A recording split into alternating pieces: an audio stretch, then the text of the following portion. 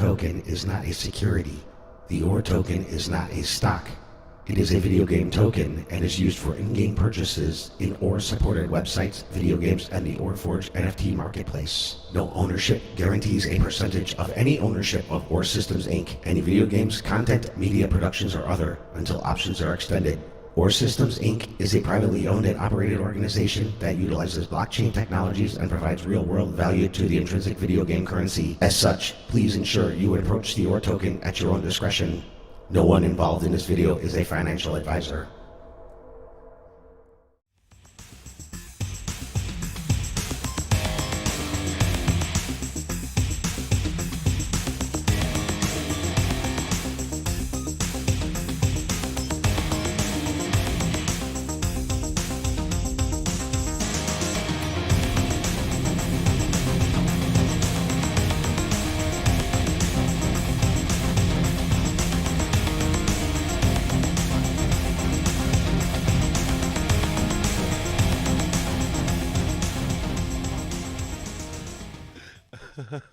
Oh man, What's up, Warrior? what's up, Yo. Ladies and gentlemen, ladies and gentlemen? Look at that! Look at us, Lucas, Sean. Thank you for joining us again. Hey, we got some absolutely. of the big Episode wigs 54. 5-4. Welcome to 5-4. Warrior Hour. Jeez. Fly for it. And I am going to Here point in- out, Lucas and Sean, these guys are busy, but they made an hour. They put an hour aside for us. So thank you On guys. their calendar. We'll have to come Because I know you guys are back-to-back meetings, wall-to-wall meetings. So Always thank you. Appreciate it. Then Just you like mix we in appreciate Christmas all and the all warriors. of those other activities that go on with it. Your schedule just becomes total chaos this time of year. I love it. Oh yeah, of I love course. that you guys are on. Holidays. Well, episode 54. Thank you so much, Warriors, to the millions and billions that are watching us right now, or a couple thousand. Really appreciate your time today. We got Zeitgeist, some members Zeitgeist from Studios. Zeitgeist Studios joining us. Excited for that. Yes, I yes. was perusing the Absolutely. website. Ooh, a little kind of excited. I think I wanted to find out if they're saw Design. some yes, wonder exactly where they're based out of, but because I think their team might be in a couple places. But pretty cool, man. Pretty cool. Excited. Oh, and I heard some good news. Eric, I heard that we were in a couple of articles and a couple places here. Yes, we are. LA Weekly. We also Ooh. had... Yep, Look we at had information on the OR wallet go out on MarketWatch, and we were also featured in CoinSpeaker. So, What? No. Yeah, had a lot of cool stuff going on, man. All Absolutely. right. Yeah, All we right. just had a big PR blast go out, man, on MarketWatch, all about the OR wallet. Which Speaking of that, you know, our wallet, yeah, you guys should be Download downloading it. that. I absolutely. don't know. We It's use an mine app. every day. Now, Jimmy, Yeah. we go to the Google Store and Apple. No, we And App don't. Store? We don't have it on the Apple Store yet. It's coming. Okay, up not on yet. the Apple- It's in on the- it's We're coming up. testing. Got it. Just Okay, testing, cool. Eric. Don't Okay. get everyone too excited. It works Okay. like a charm. A couple more hoops to jump through with the Apple process. Always. Right. Yeah. Always like that. It's always. And I've been seeing some of Cyrus Protocol updates going on the Slack. I'm kind of excited. Ooh, Yep. Get a little bit of a facelift. You know, we Ooh. gotta clean things up and make it presentable with that application for Xbox. So we're just next taking a little bit to go through and really spruce things up a little as a part of our product offering. I mean, if you just put EKE all over it and show that part, there won't be an application process. They'll be like, "Oh God, please, why? Where have you guys been the last year?" Oh, EKE my will be one of the most famous characters in history, like Mario. It'll be like that question of, "Hey, did you guys ever get to And take?" guess out what? You're gonna have a who movie. hasn't? Eric, One of you'd have those. a movie of yourself. They made a There could- movie of Mario. There could be a whole new generation of people that don't even know about EKE yet. You Oh know? man, Blip, blip, EKE. Diddly-dee-dee. Through the days. Did you see the previews for that Mario movie, the Super No, Mario I movie? didn't. Looks, Yes, Come I out have. this year, looks right? really cool. Yeah, I'm It excited does. about It does. Stirred up a lot of my memories from my childhood. I I love didn't see that, but I was hoping to see a preview for the EKE movie. Oh, I think that'd be more popular. You know what I forgot? Yeah, There they was killed a it. Super Mario Brothers movie that was out in the early '90s. If you guys Oh remember. no, no, Bob no, no, Hoskins. no, no. Yeah, that's right. That was bad. The fact that you remember that's quite impressive. Yeah. I remember that one. No. John Leguizamo was in that too, right? Leguizamo was in yes, it. Yep. yes, I remember that was. Luigi. He was not a good Luigi. Sorry, John.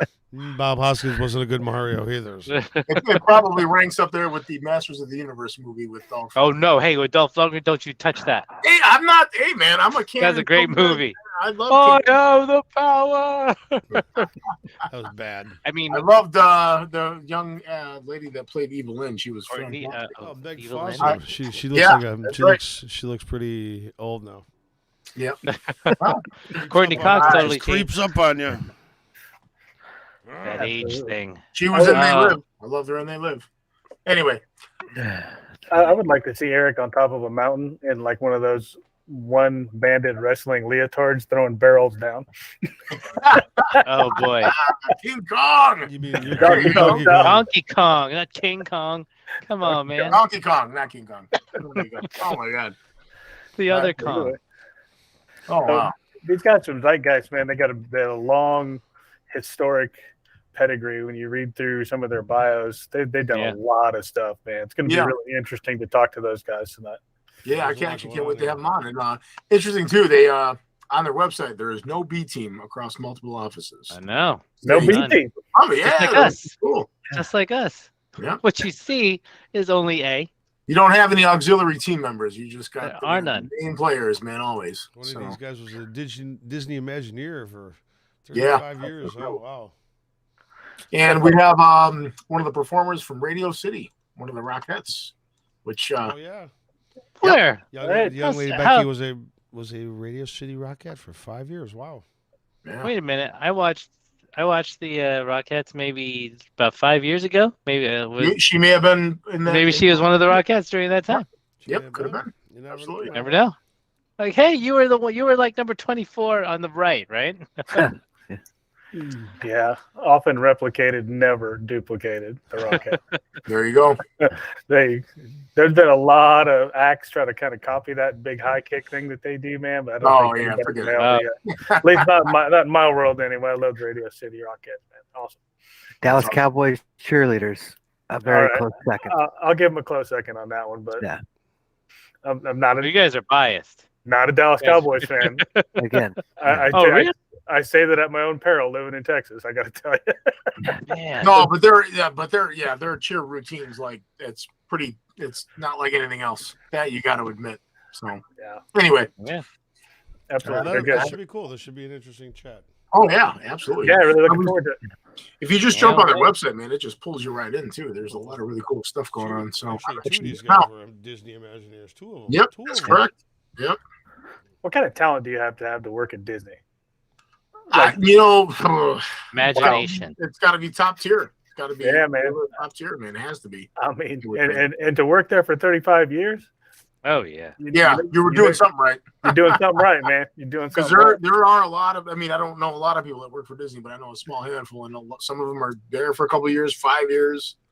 You know, and if you're not on top of your game consistently throughout your duration, it's its own little ecosystem, though. You can work in the park starting at the very bottom and slide around your whole life and never do the same thing twice. It's really, really cool. I know a couple people have done some character work down at the Disney World proper, and they thoroughly enjoyed it. And it kind of segued into other opportunities as their career tracks changed. that's awesome. Wow. Wow. Just think Yeah. about Really how cool. much things have changed in 35 years as far as the internet, and then think about Disney. I know y'all are kids, you're watching the Castle on TV and watching the specials. You know what I'm saying? Yeah. And to go from just TV or just live to now Everything. full crazy, man. Everything. Yep. You can I agree. the Disney Channel, the Disney this, the Disney. The music, the cartoons, the movies, the shows, the series, everything. Yeah. Hey, Mother Mouse got their hooks set in ESPN, ABC. They are a multimedia conglomeration. and they're building a crypto accelerator on Polygon. Yeah. Yeah, that's pretty I interesting. mean, No way. kind of a big deal. Yeah. I'm just saying. It is. You get a powerhouse like Disney involved in something like that, they're investing in the future too, man. They're forward looking. It's phenomenal. For as old as that company is, it's just always forward looking. Impressive. A lot of other bigger corporations too, they're going to see that. They're going to follow suit. They're going to know something's up. They're going to want to ride that gravy train. So I think it's awesome. Yeah. Anyway. I'm going to hop off for a quick break, and they should be joining us shortly. Yep, very soon. All right, Should we'll be take a pretty quick soon. break. See y'all in a minute. Be back with the boys from Zeitgeist. Zeitgeist.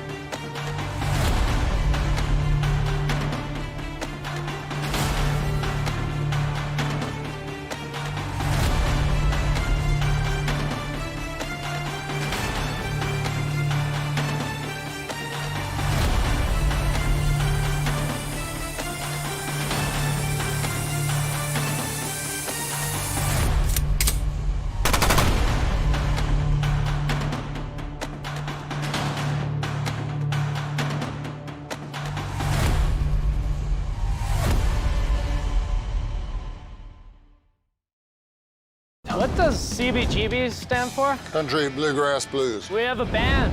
You're gonna want to crank it. Not very country. This club's gonna be different. This band is Talking Heads. We're the Ramones. We're the Dead Boys. Patti Smith Group. Lou Reed. I can't sleep on a mattress when bands are getting signed right and left. These kids have something to say. We really should listen.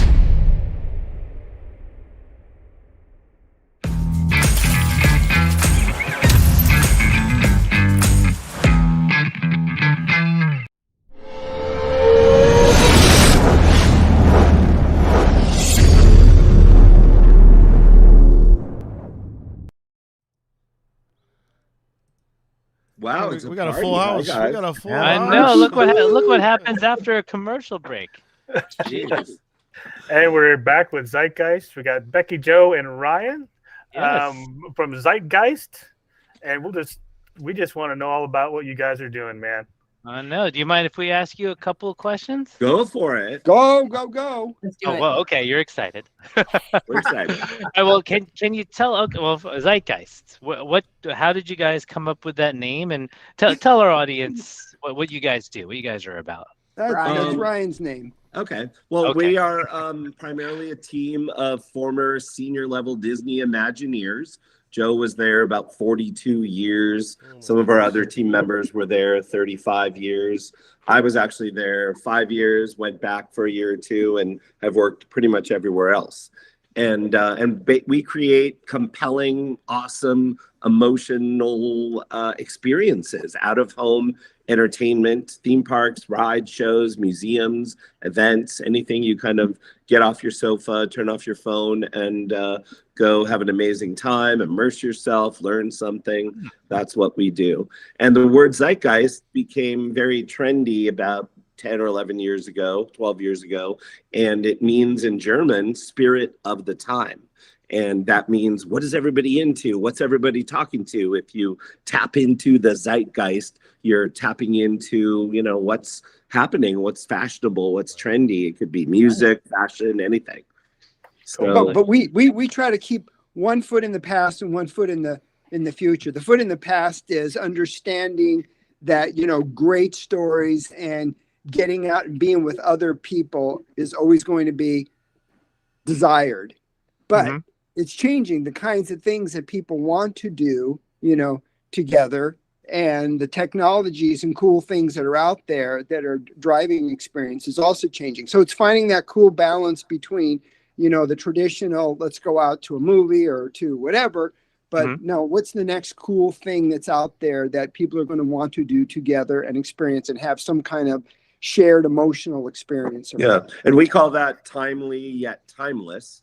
And we came up with a word that it's not really a word, the term UXIRL. UX is a common term for user experience. Yep. In this case, we're talking about the guest, as Disney likes to say, the person coming to our experience. And IRL is in real life, which means put down the phone for a few minutes and check out this immersive placemaking we've done for you to immerse yourself in a great story, history, culture, brand, whatever it may be. Nice. And that's what we do. And we Wow. believe that's never going to go out of fashion. No. Oh no. You know, technology will change, but I think the human person wants to be with other people and experience things communally. I mean, that's why the pandemic was horrible. Why it was so bad. We wanted to be out. We wanted to go to restaurants together. We wanted to go to movies together. We wanted to go to shows together. I mean, that's who we are. We are social creatures. So that piece of it's never going to change.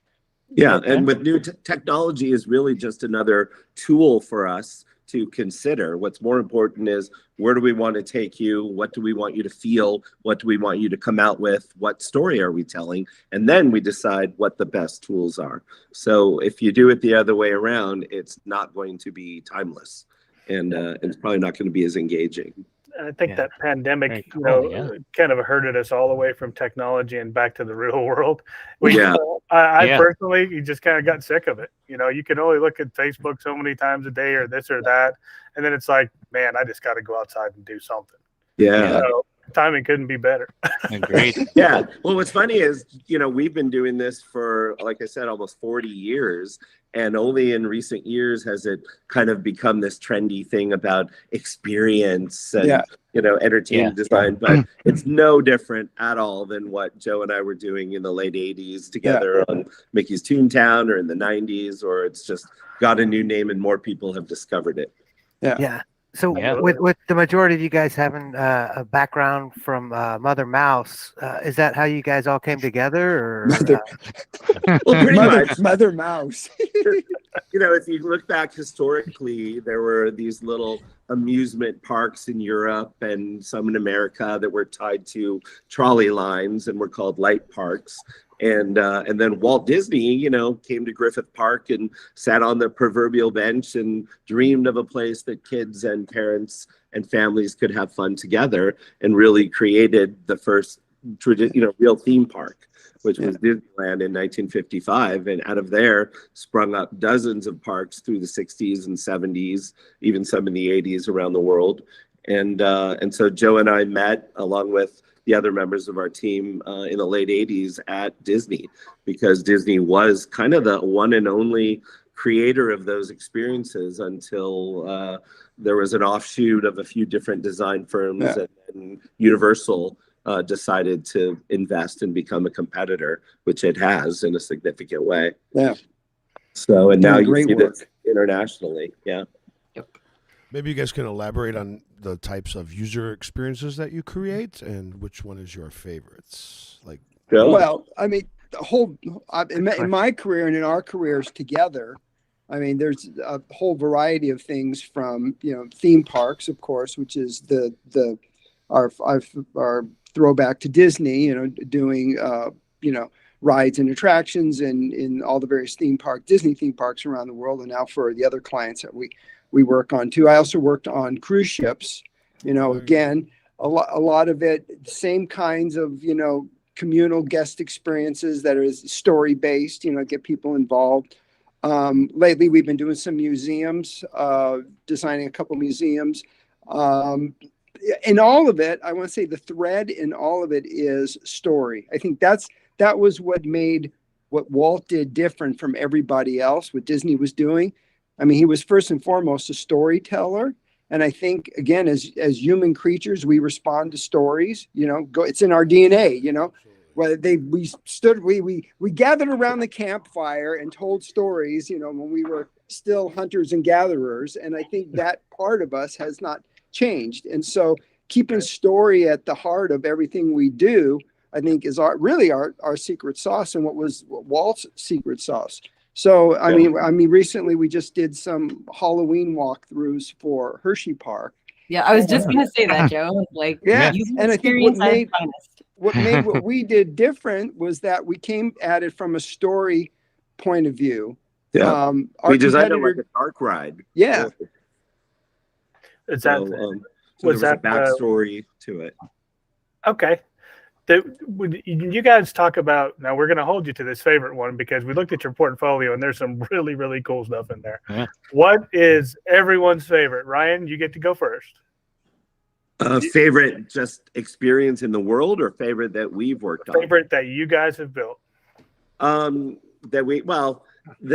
and I have a very different background in that Joe has been in the right place at the right time at Disney, and is probably one of the few people in our whole industry that has had so much success in actually building things, because 90+% of the projects everybody in this business conceives, designs, develops, never happens. They just don't get built. Usually it's a money thing, it's a government thing, it's a political thing, whatever.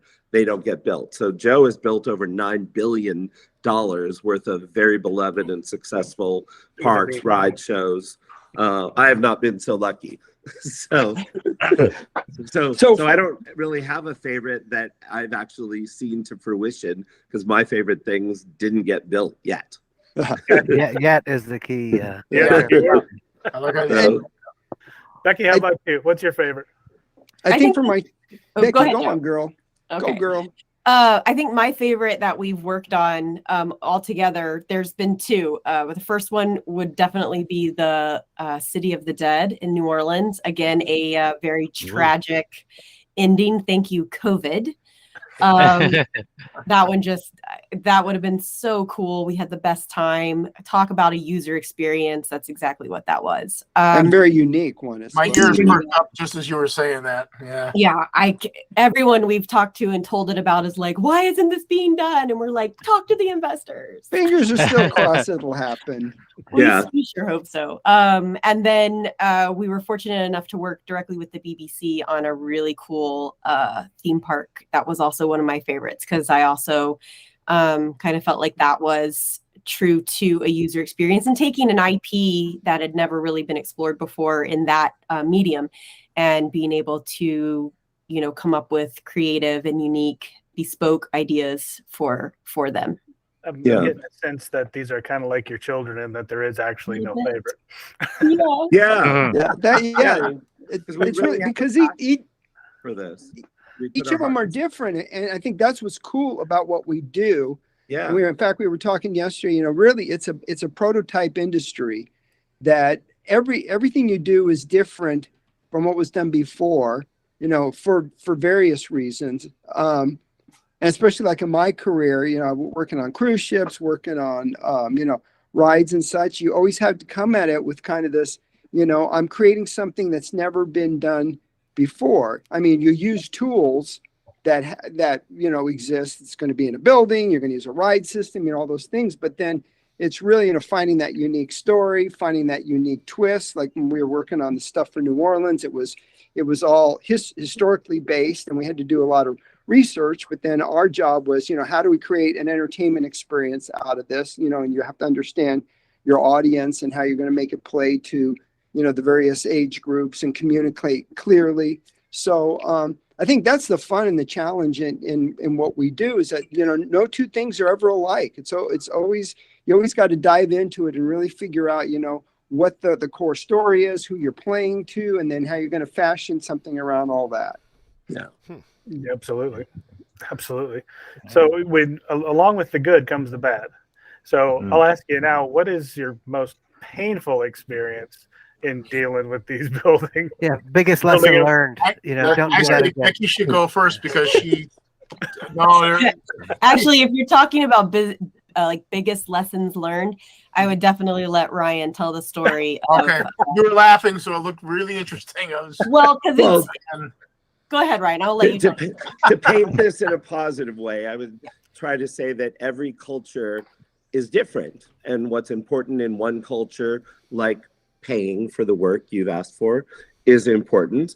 Other cultures just it's not important to them. I didn't really like it. I didn't really use it. I don't really need to pay you, even though we have a contract and I'm breaking the law. So we've learned the hard way that a lot of clients come in very enthusiastic. They have a dream. We get excited and passionate, and we start, this is where we have our fun, because it's all about the journey, right? So we are brainstorming and researching and drawing and writing, and we get so into it and give them, more probably than they asked for and paid for. and then we don't hear from them, or they don't pay us, or they just completely disappear. And sadly, that's happened in Korea, in China, in Nigeria. And so a lot of these countries, we don't have the legal recourse, to go back. And frankly, we don't want to waste time and good energy doing stuff like that. But that's the biggest lesson we've learned, is really just be careful before we start. And one example would be, we were just offered an opportunity to fly to a Middle Eastern country, explore all of their national parks, look at ways to enhance all of them, bring them together through some sort of great story. And we were so excited about this. And then they said, you pay for the flights, you pay for your team to come out here, you do all the work. And then at about 30%, if we like what you've done, we'll pay you the 30%. And we're like, it's never going to happen. and anybody who accepts that is probably not somebody who you want to work with, because that's just not professional. And so it was really sad to turn that and some other fun jobs down, but we're not in the business of funding your project. So that's the bummer in everything we do, is we really have to determine, who are these guys? Are they for real? And we really need something up front. If you're serious about building a $3 billion project, you could afford 20 grand in our bank, so we can start. Just a little bit of feel good on that one. All right, we're going to take a commercial break real quick. Stay tuned. We'll be right back with Beckie, Joe, and Ryan from Zeitgeist. Stay tuned. We'll be right back.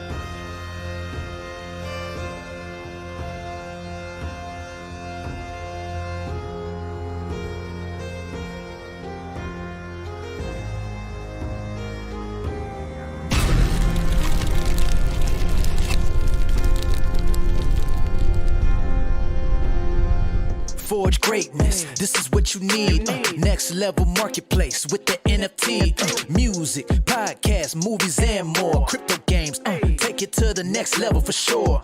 Or system, or system. If you buy the NFT, this is what you're missing. Or system, or system. If you buy the NFT, this is what you're missing. To my movie makers and musicians, time to level up. Bring your content, even all my game developers. We got movie streaming, music streaming, so you wanna be in the mix. This ain't no big production company. Over 25,000 or users, yes indeed. Only charging 2.3% sales fee. Own all your music, all your games, own your future. Set your own terms. This is how you do it. You need or system, or system. If you buy the NFT, this is what you're missing. Or system, or system. If you buy the NFT, this is what you're missing. Let's go. Forge greatness. Woo.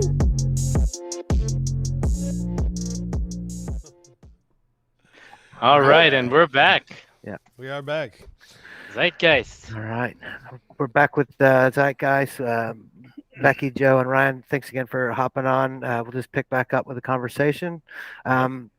So, we went through and looked at all of your projects in your portfolio. How many, if any, have you guys done for the site? Former Army guy. So we had to go inspect everything that we were going to do. So we call it a site survey as a part of that process. If you guys had to pick the funnest place that you've been out of your portfolio, what would you say that would be? Bali. Yeah, but I was thinking the same thing. Beckie and I got to go to Bali. We had a client in Indonesia, and we were told by another famous Disney Imagineer, Joe Rohde, that when you go to Bali, it's like a small Imagineering. There's artisans and painters and wood craftsmen and sculptors. And so we were going to move into schematic design and production on a massive park. So we thought it was imperative that we go stay at a beachfront resort and get massages in Bali. Absolutely. Joe, what's your favorite? The sites that we got to go to weren't exactly vacation spots. No. Well, like Joe said, it's about the Joe's journey. probably got a really good one, but we don't have any vacation spots. Yeah. So everywhere we go, we try to take a day to have some fun, see the sights, do some shopping, immerse ourselves in the culture, because the rule number one of what we do is know your audience. And the best way for us to know our audience is to really do a site survey on the location of the project. So we really do that every time. Yeah. That's what we would try to always plan cultural immersion training when we would go on overseas trips, so we could spend some time with the local customs and courtesy. Yeah. It was always fun. The most appreciative aspect of what we did. Yeah. I mean, it's key training, but yeah. I mean, I worked quite a bit in Asia, first in Japan, then in Hong Kong, did some work in Singapore. And as much as, you say, well, we're all alike, and we are, basically. I mean, if that's the big takeaway, I mean, for anybody that travels a lot and spend any time abroad, basically we all have the same kind of wants and desires, and everyone wants to laugh. We all cry. We all, emotional kind of same. But then, all the cultural stuff comes into play, and that's where you got to be sensitive and understand, how you tweak things, the little nuanced things that you got to tweak. Like working in Japan, we were told that the Japanese don't like to get wet. So any kind of attraction or experience that had water in it, we really had to be careful about how we design it to make sure they didn't get wet. And the funniest one was we did Splash Mountain. The name alone tells you what it is. You get in a little boat and you're going to get splashed.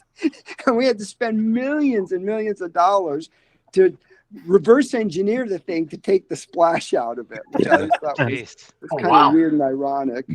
Yeah. That takes the whole joy out of the ride itself. Excellent. It really does. So on the break, we mentioned metaverse, and I got some sour faces in the room.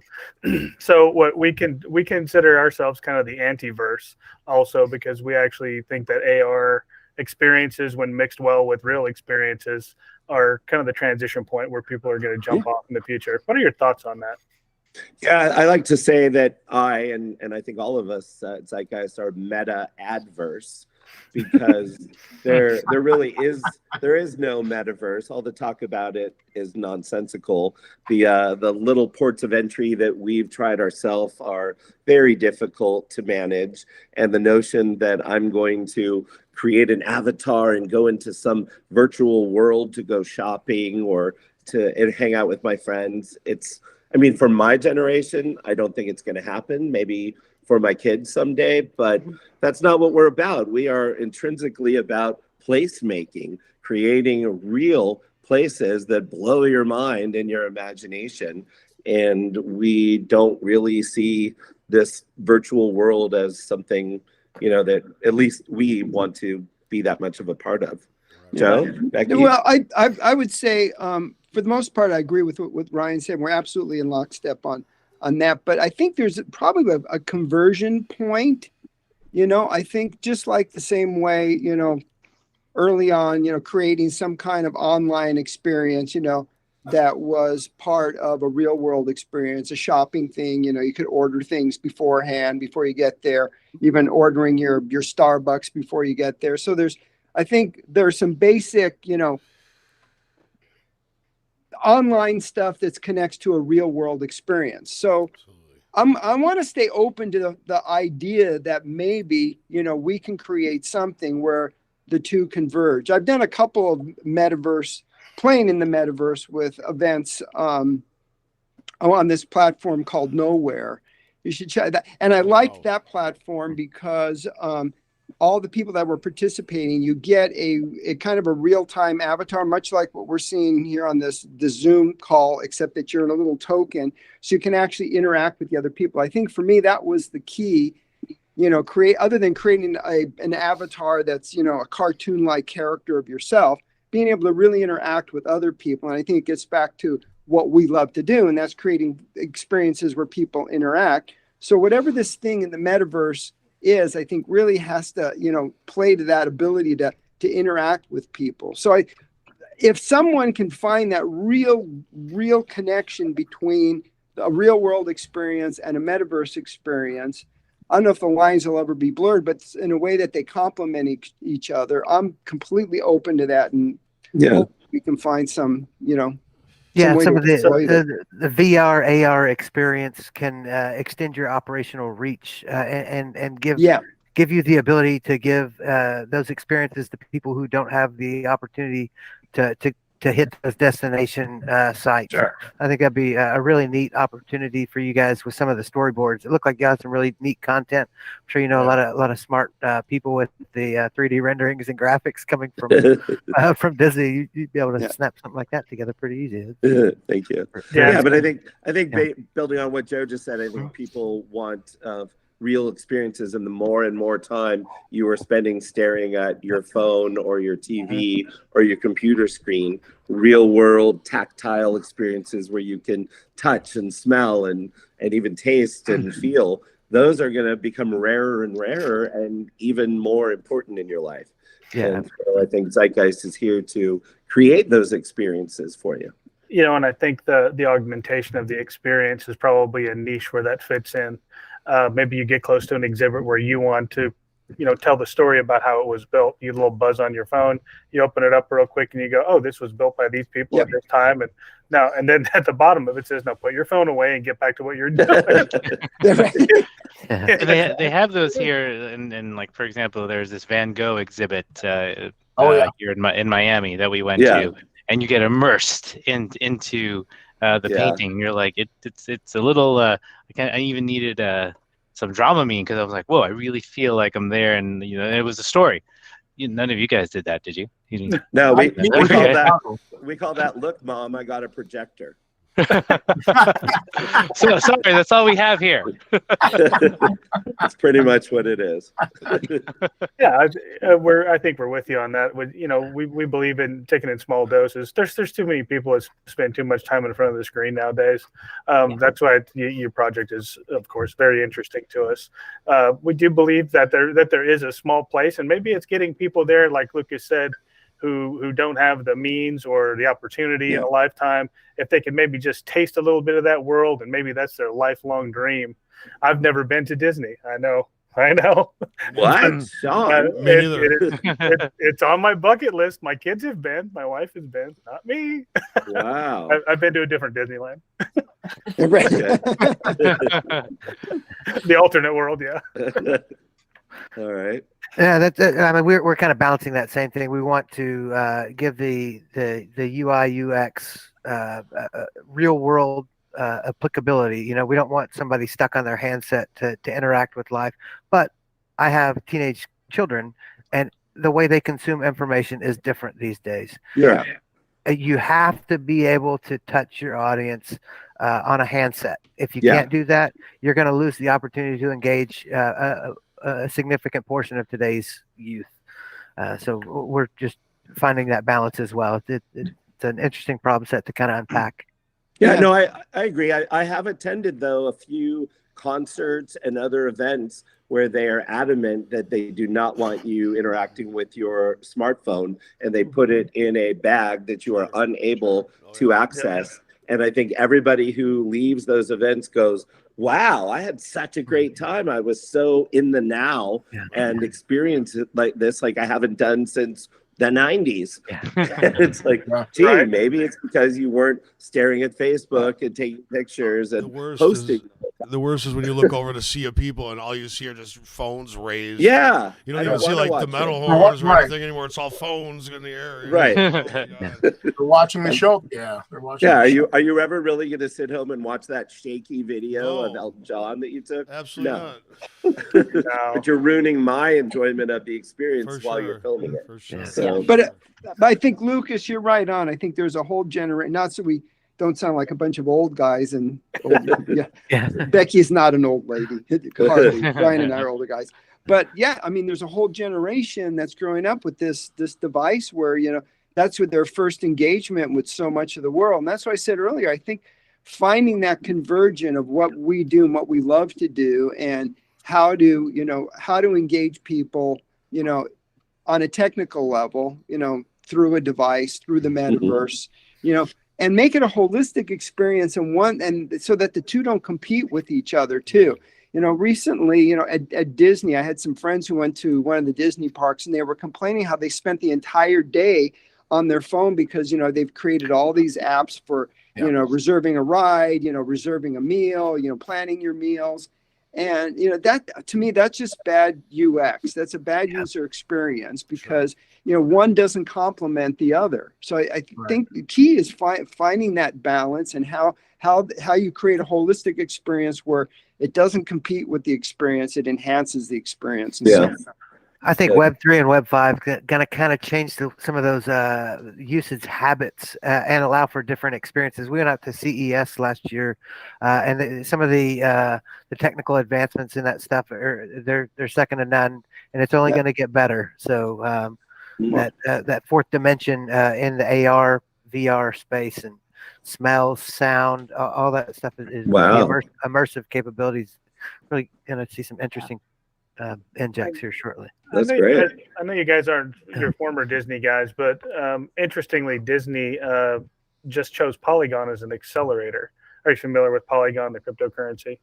No. So say they basically said they're going to start an accelerator for Polygon. So as you look, Disney's always evolving. You guys know that far better than we do. Yeah. And so for a company like Disney to say, hey, we're going to invest in an accelerator on Polygon, that's the embracing of that cryptocurrency. Mm-hmm. And so, you know, maybe that changes the experience for a lot of people in the world. What are your thoughts on that? I would hope, you know what, I would hope that the people who are in charge of that and are being charged with, you know, developing it into the bigger Disney experience are just aware of the things that we've all been talking about now, you know, how to create a balanced experience so that it enhances what, you know, the base experience that Disney is offering, whether, you know, it's in a theme park, on a cruise ship, you know, even, you know, the movie experience, whatever it is, in a way that doesn't get in the way. Yeah. Unfortunately, that phone seems like an appendage now to everyone. You know, sometimes it's nice, and maybe that's just family dinner where you leave the thing by the door just to actually talk to each other for once. Kind of the same experience kind of thing. Yeah. But when you're in a story, I just feel like it takes you out of the story. And there's a great incident people talk about where Walt Disney came into Frontierland one day and some guy had been doing maintenance and parked his truck right before the guest showed up. And Walt's like, what is your truck doing here in 1850?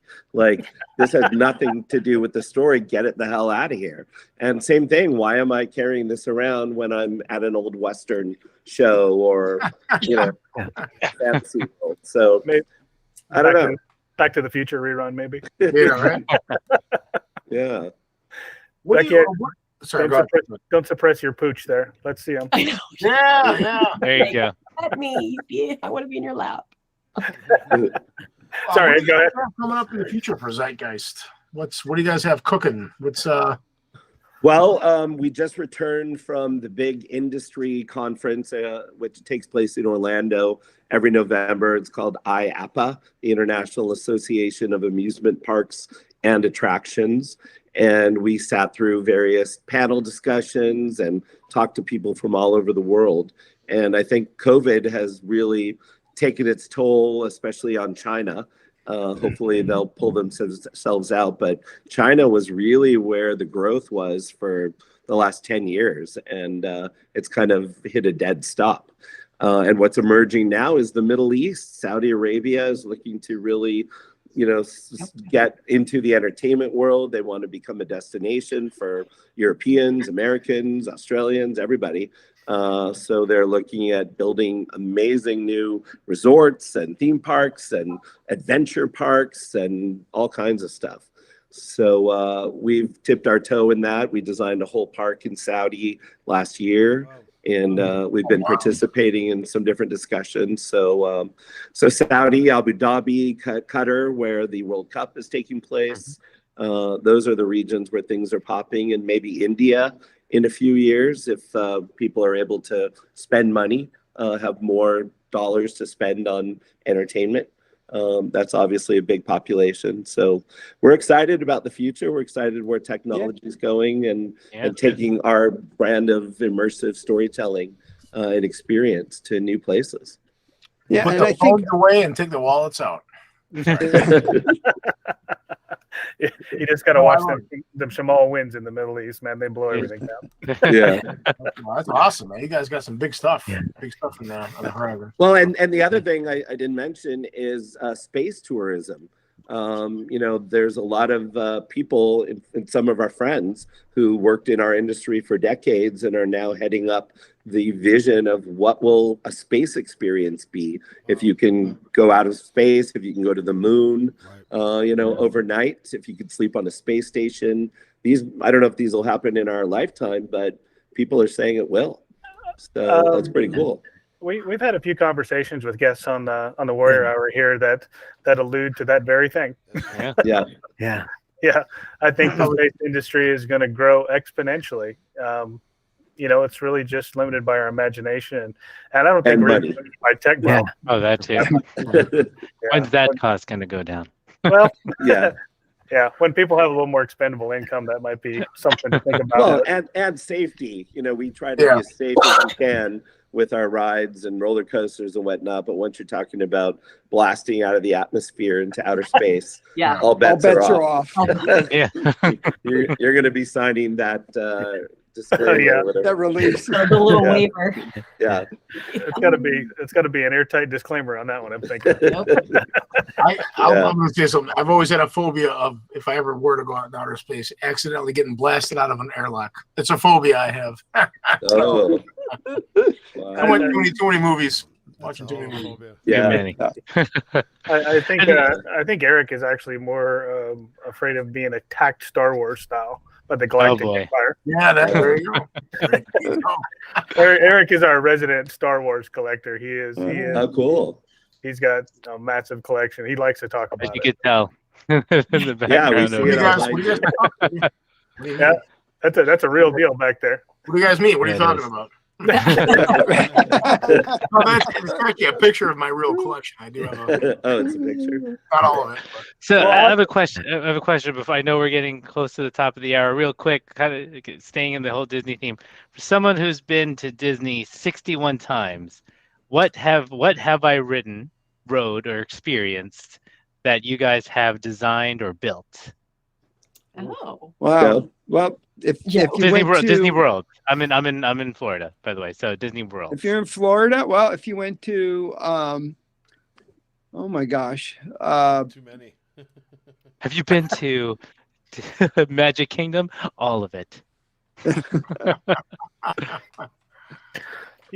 Well, Joe specifically developed the miniature golf. I've done a lot of resort amenities down there. If you played any of the miniature golf courses down there, I have. I did those down there. You did the worked first on some Toy of the Story hotels. Land. Worked on. No way. Okay. Part. You did the first Toy Story Land in Hong Kong, which then they replicated at Disney Studios. Right, and the Buzz Lightyear ride, which we did. The thing, at Imagineering, you would design an attraction, for a a park in, say, Anaheim, and then it'd be replicated in other parks. So like I worked on Splash Mountain for Tokyo at the same time we were doing the Splash Mountain at Walt Disney World in the Magic Kingdom there. Same with the like I said, the Buzz Lightyear attraction that we did there. So yeah, a lot of, Imagineering was about, creating at one point, creating these unique experiences. Now it's a lot of it's about interpreting brands. Once they bought Pixar, once they bought Lucasfilm, once they bought Marvel, these are big IPs, and the company decided that, anything that we're going to create in the parks now has to be based on an IP, which from a business point of view, it makes sense, for us as creators. It kind of tied our hands a little bit creatively. From my point of view, a lot of the best Disney attractions like Pirates of the Caribbean and Haunted Mansion and Small World, Matterhorn, Jungle Cruise, Space Mountain. all they're kind of universal stories that don't need an IP, that just people get it. Pirates in the Caribbean, Space Mountain, going to outer space. They're just and let's remember that Disney's not the only game in town. I worked on for over a year what became Islands of Adventure. It used to be called Toon Lagoon. And that was the first time Universal stepped out of the, tram tour and behind the scenes premise and did a Disney quality theme park. And a lot of former Imagineers worked on it. So a lot of people joke that Islands of Adventure is the best park Disney ever built, even though they never built it. And Ryan, you worked a little bit on what was the MGM Studios at the beginning. Yeah, I worked Disney MGM Studios, now called Disney's Hollywood Studios, was my first project. I worked on that for 2 or 3 years. I did attractions at SeaWorld. I did a Hercules and Xena show at Universal Studios Florida. Worked on what became the Twister show at Universal Studios Florida. So it's a pretty small industry and so many clients or owner operators. So we've all worked on things for pretty much everybody. How do you? I'm interested to know how does this design and ideation process start? Is it a pot of coffee and a bunch of donuts and a bunch of guys with pads? I'm trying to conceive of how that actually happens. I think it's more like a whiskey bottle. I was going to say for Ryan and I, it's what we should do, man? We should have napkins that I'm sketching on and Ryan's writing notes on, and a few whiskeys in front of True us. Story. I have a how many ideas started with you guys on a whiskey napkin or a napkin in a bar? Literally the entire City of the Dead museum attraction we did in New Orleans was conceived in a bar with whiskey. And crazy as it sounds, those core ideas that we came up with pretty much stayed through the whole process. That we would go back to them. So. Yeah, that's not always the case. Because we've been doing this so long. I mean, next year will be my 36th year. Joe's hitting like his 43rd year. So all of this projects we've developed and everything we've seen, we go out and see all the ABBA show in London or Team Lab in Tokyo. These are things I've seen. Joe goes to see these things. Beckie goes to see them. So all this is in our brain like a pressure cooker. And when we're given an assignment, it just kind of naturally flows. We just answer each other's, finish each other's sentences, and it just becomes obvious what it should be. And that's what we love doing. And then you have those poor souls who have to engineer your wild idea. We need $4 billion for this idea. But as Ryan said, because we have done a lot of stuff, and I think that's one of the reasons why we kind of pride ourselves on being big thinkers, but being realistic about what can really be done. And responsible. When a client comes to us and asks us to design something, we'll give them a great idea, but we'll always give them a great idea that can be built. Yeah, and we always want to understand the client's budget, if possible, some parameters in advance. And there was another company in the 80s and 90s that is famous for creating artwork that demonstrated experiences that defied gravity and other physics, and ultimately had to be redesigned because it was not possible. But we run into that. I was just working on a new icon in the city of Riyadh in Saudi Arabia, and the client wanted large-scale holograms of whales swimming through a massive interior space. And I asked, at what point do we just explain to them that that's not possible? If that was possible, everybody would be doing it. Disney would have that happening. And they told me, you don't tell them it's not possible. They will spend the money necessary to try to figure it out. So that's cool. Okay, cool. Build the tech. So maybe we'll actually have giant holograms soon.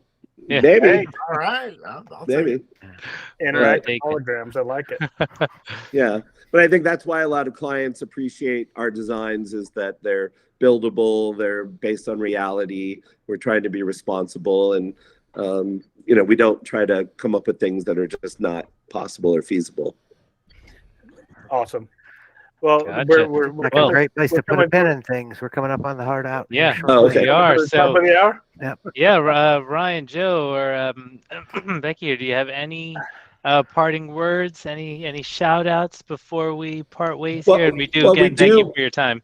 Yeah, today. Joe and I and Becky all co-host a Zoom cast of our own called, appropriately, The Spirit of the Time.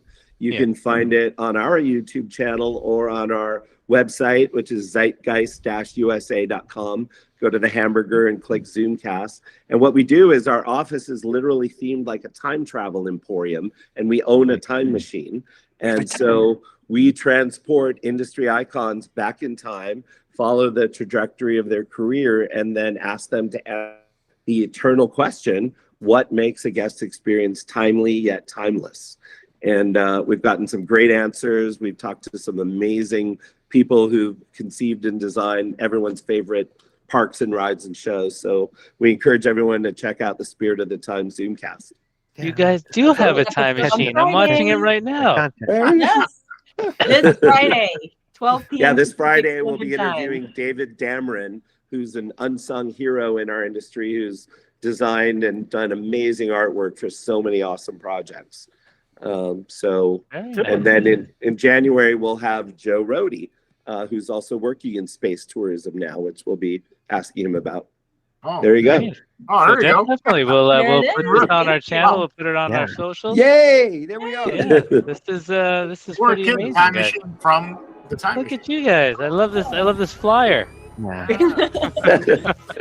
There's our time machine. That's the I know. I'm jealous. And look at you guys having fun. Right. We need to have fun like this. It's all about We need the better journey, props. literally. Yeah. We're in the It fun is. business, you guys. Absolutely. Well, guys, thank you so much. We really appreciate your time. Hopefully we can check in with you guys a couple months from now, sometime in the new year, to see what you guys are up to. You guys have been We'd great. love it. That'd be great. Yeah, it's been super Thank fun. you. Yeah. Yeah. Hey, thank you guys so much. Okay. Yeah, happy you. holidays, guys. everybody. Happy holidays. Happy Thank New you. Year. Happy holidays, everyone. Happy Bye. holidays. Take Thanks care now. so much. Bye now.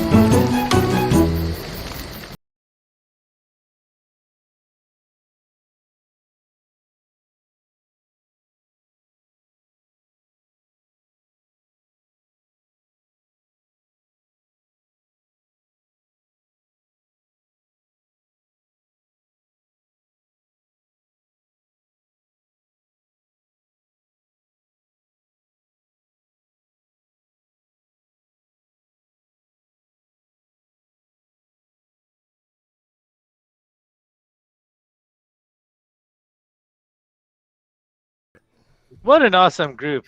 Yeah. That was Great. That was a great group was. of people. Yeah. Yeah, so fun. Hey, man. Definitely top 3 interviews. One of the top 3. Oh, really? That's like a lot of. I'm really interested in how they come up with it, and they told us on napkin. Hey, man, bar napkin. Let's get the job. Shot of whiskey. Here's City awesome. of Gold or at awesome. Universal. What? Looking at their portfolio, they are the masters of their craft. They truly appreciate what they do and bring to the conversation. And I really appreciate talking to people like that. It's always inspiring. Absolutely. It is. Always good and stuff. It's just them. They're the A-team. They're the A-team. Excuse me. Built a how many, what do you say? 9 billion? Yeah, with a B. Plus. And they continue to build those experiences so that my kids and grandkids and everybody else can go to these big parks that I've never been to in my life. I got to go, man. You'll be fine. 61 times. Come on, man. You got to share the wealth a little bit. That's a flex. I'll give you some. I'll give you some of that. I'll let you claim 30 of my visits. I just need one. It was the way Armando said it. Like, oh, you've never been there? I've been there 61 times. I wanted to say, so on the opposite end of the spectrum, I've been there 61 times. Absolutely. Because there's nothing to do in St. Pete, Florida. We went there all the time. Did it ever get to a point in the park where someone looked at you, Armando, and they're like, "Oh my God, you again?" Like this guy? No, Go, I mean, there's bigger Disney fanatics. It's like Cheers. But anyway, yeah. Anyway, guys, it's been a pleasure. I know we're at the top of the hour. We're over the hour. That's whatever. Eric, Lucas, Sean, Jimmy, always a pleasure. Love having a full house. You think so? I think so. And you know what else I think? I think that the millions and billions of warriors out there that have spent countless hours with us, we do appreciate you. We cannot wait to keep going on the show. We're here as long as you want us. And I know you want us. So don't lie. I know you want us here every week. Yeah, I got a lot of kick it. Thank you so much, everyone. We will see you next week. Next week, yo. Peace out. Go forth, do great things.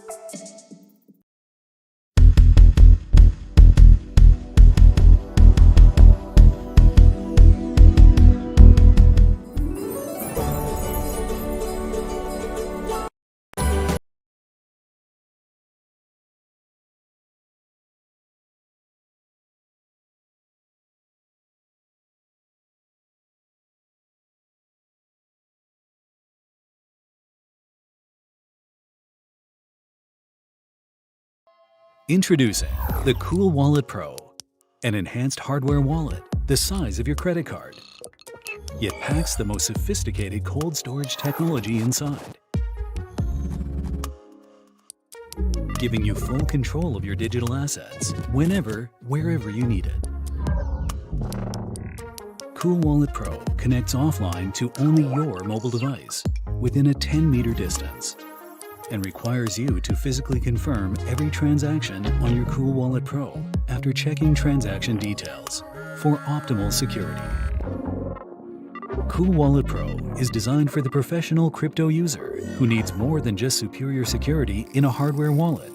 You can plug in directly to the world of DeFi, DEXs, and other DApps, allowing you to earn easy passive income from staking and DeFi on the best crypto blockchains. Through our extensive marketplace, you can trade, sell, and buy directly from trusted third parties, all within the Cool Wallet app. While staying anonymous, retaining data privacy, and avoiding trust risks. With Cool Wallet Pro, the key to your future is in your hands.